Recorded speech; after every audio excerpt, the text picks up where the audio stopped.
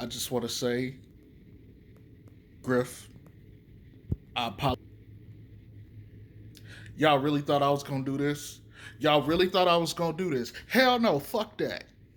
Let me talk to y'all real quick.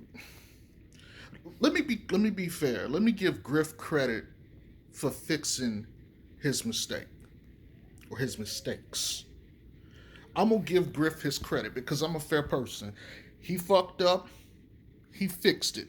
He got 36 million in cap space if you don't resign Zoe and Hart and let everybody else walk. You got Valanciunas back. You got off Adams and Bledsoe. So I'm gonna give him credit for that. But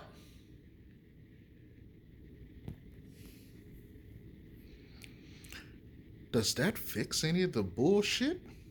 No. No, no, think about this. Think about this. Let's be logical about this, right? You traded Anthony Davis to get Bi, Lonzo, Josh Hart, and 3 picks. After today, you traded AD for the same 3 players and 2 picks. Potentially, if you don't bring Lonzo and Josh Hart back, even though Woj is reporting that they're working on a deal with Josh Hart, you traded AD for Bi and 2 picks.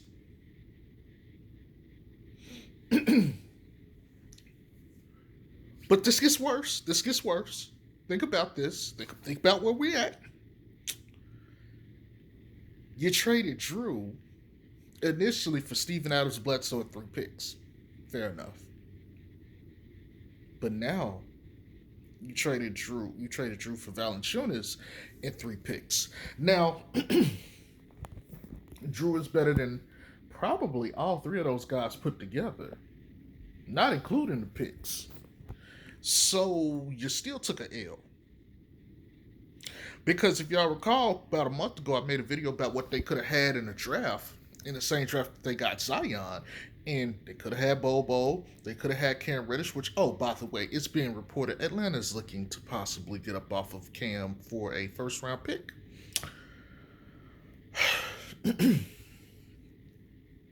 Could have had Bobo, Rui Hachimura, both of these guys. Good Tyler here. I'm not going to get into that.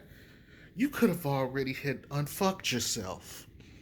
He gets credit for fixing his mistake, but he don't get off the hook because he got us here in the first place. You have to sacrifice a pick to get off of Bled. You have to sacrifice 2 picks this year's, even though you moved back to get the 17, and the Lakers pick in order to get off of Bled and Steven Adams, who you signed before he even played a game.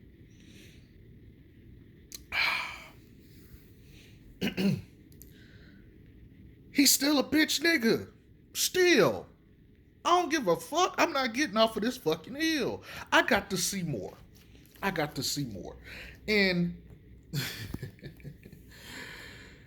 it at least helps the Pelicans because now they have the space to match Lonzo if they choose to keep him or go after Duncan Robinson or the one who they threw they had into the ring for recently, Kyle Lowry, who's asking for 30 million. Now, they're saying Woj said this. It's on his page. It's an article he wrote. He said they're working on re-signing Josh Hart right now. With Josh Hart, they go from 36 to 25, which is 5 million less than Kyle Lowry is asking for. He wants 3 years, 90 million. 30, 30, 30.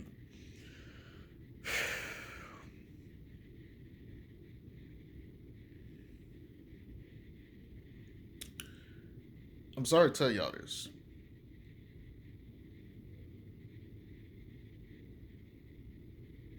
I'm not sold.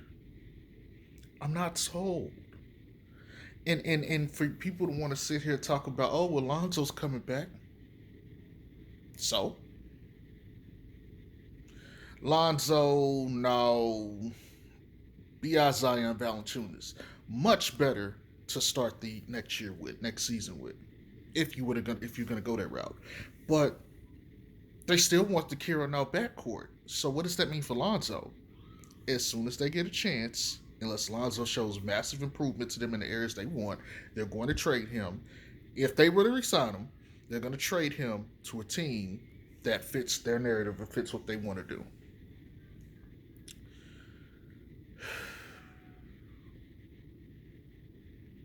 It takes away Zoe's options. Now, again, they got the cap space to make the move to match him, but again, here's the problem.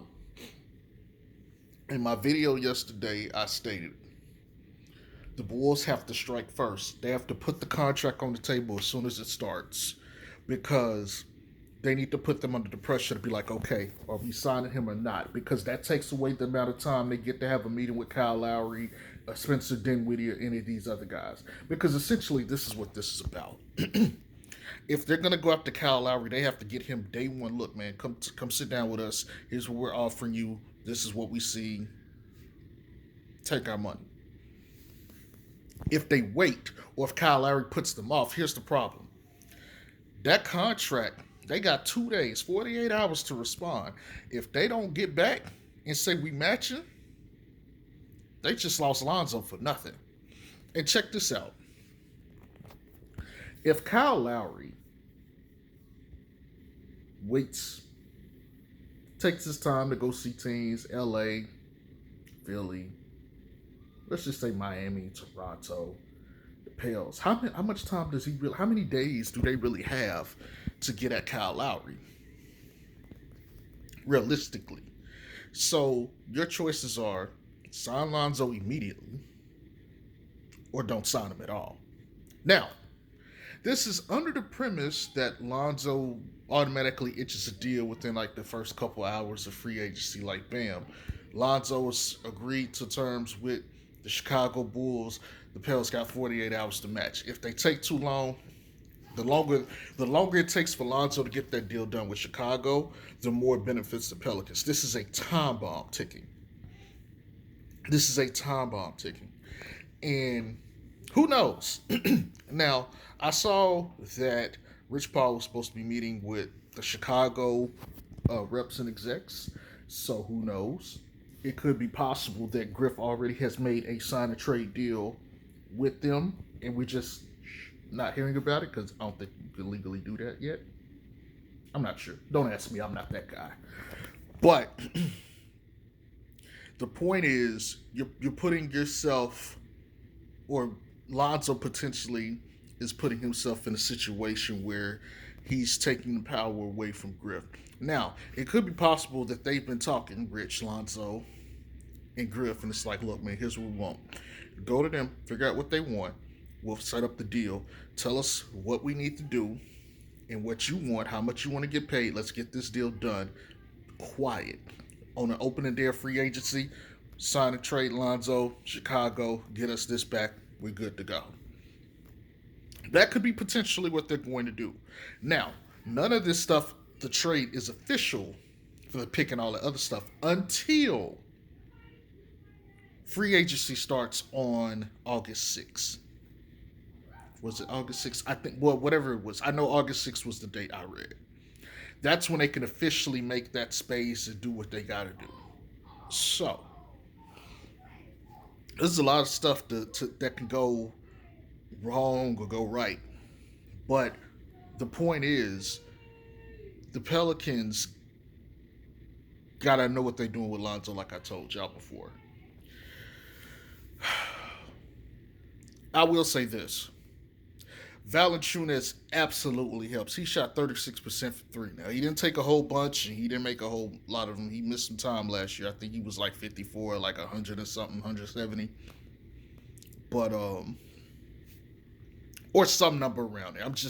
I'm trying to remember, but he was better than Steven Adams, who wasn't taking shit. So, you automatically got the floor space from the five, which helps give Zion and B.I. more room to work with. But here's the problem: if you lose Lonzo, you lose the best shooter you had on the team. So you got to go get another shooter who is comparable or can shoot to that degree. Now you may say we could play four out with Zion on the inside. Completely possible. But you still didn't have a lot of shooting anyway. So you're still saying Valanciunas, who is better than Steven Adams but worse than Lonzo, BI, and that's your shooting. Maybe no, but not really.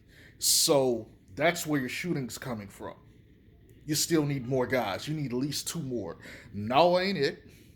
Kira ain't it. Najee ain't it. And if they bring back Josh Hart, he still ain't it. You see what I'm saying? If you go get Kyle Lowry, third guy. But you still need at least another shooter, maybe more. See where I'm going with this? Their problems don't get fixed because of this whole situation. They still have a lot more issues. The only ones guaranteed on the roster is Kira, no, Zion, B.I., Valanciunas, um, Hayes, and Najee. Everybody else is a question mark. That's the roster going into next season for right now. Now, they absolutely have other, cracks at the whip here. They could go target Spencer Dinwiddie. They could be talking to him while talking to Lowry and trying to edge something out with him. Maybe another team, potential sign and trade, yada, yada, yada. They could set up something, Lonzo, sign and trade, maybe, I don't want to say Lard marketing, but say Thomas Satoransky and maybe Thad Young, which helps, I think, the Bulls out and gets them Lonzo. And I think it helps rounds out their roster too, because then they get another point guard that they can bring off the bench if they want to play Kira. They don't have to start Thomas Satoransky. And Thaddeus Young can come off the bench and he will help be that wing that they needed. He'll help with the defensive stuff. But still don't fix their issues with the floor spacing. There was a story about them having interest in Duncan Robinson. I believe it. Duncan Robinson is going to get 18 to 20 mil, which is the same amount they want to get Zoe for. Think about it this way: if you decide to let Hart walk, you can spend 18, maybe 20 to re-sign Zoe. You can go give the other money to Duncan Robinson. Now, my problem or question would be is who's coming off that bench, because Duncan got to start. He got to start. One, he getting paid too much money. The nigga got to start. Number one. Number two, he's the best shooter on the team immediately. This is no question. So you got Lonzo, B.I., Dunk, Zion, and Valanciunas. You got a squad that can shoot. Bench is Kira, No, Najee, and Hayes. The bench still sucks. It's still not what you need, but it's a better route, I guess, to doing something with the money. If, again, here's the thing. It's just to reiterate this. Kyle Lowry, Spencer Dinwiddie, or whoever else you think is comparable above Zoe, and then Zoe. Zoe is the next guy in line. He is not. He is low. He's the lowest on the total pole. He's like, okay, we can't get anybody else. Fine, Lonzo. Here's your 20 million. But nigga, we gonna look to trade you as soon as we get a chance. So don't get comfortable unless you putting up 18-9 or something. But we're not gonna let you do that anyway because we want to run points, Zion. So that's all I'm saying. But I'm not giving Griff like passing remarks. A lot of people are trying to cleanse his sins. I'm not cleansing his sins, okay? The only reason we're in this position or was in this position now is because of the mistakes he made. He could have had Cam Reddish. He could have had Rui Hachimura. He could have had Tyler Hero. He could have had Bo, who's wasting his talents in Denver. All these guys he could have had.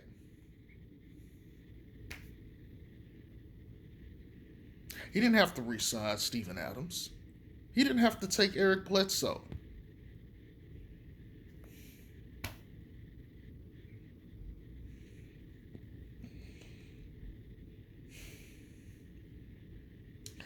You know what? This is what we really need to be arguing with the front office over.